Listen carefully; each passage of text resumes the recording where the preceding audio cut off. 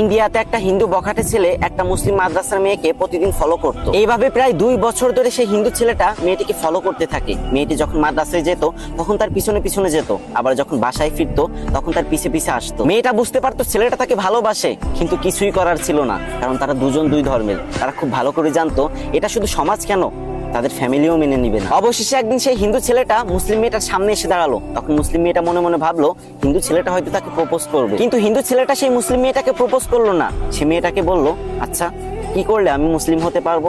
তখন মেয়েটা অবাক হয়ে ছেলেটাকে বলল, আপনি তো হিন্দু, তাহলে মুসলিম কেন হতে চান? তখন হিন্দু ছেলেটা বলল, ভালোবাসার কারণে।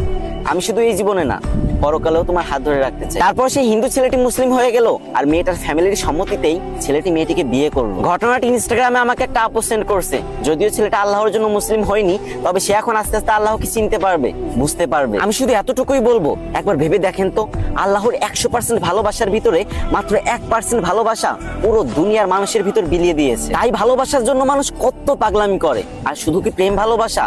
মা ছেলেকে ভালোবাসে, ছেলে মাকে জীবনের থেকে বেশি ভালোবাসে। তাহলে একটু ভাবুন তো, আল্লাহর কাছে তো আরো 99% ভালোবাসা আছে। তাহলে আল্লাহ আমাদেরকে কতটা ভালোবাসে। এই দুনিয়ার 1% ভালোবাসা পেয়ে আমরা সবাই আল্লাহকে ভুলেই গেছি। আল্লাহ আমাদের সবাইকে তার ভালোবাসা বোঝার তৌফিক দান করুক। সবাই মন থেকে একবার বলে যান, আমিন।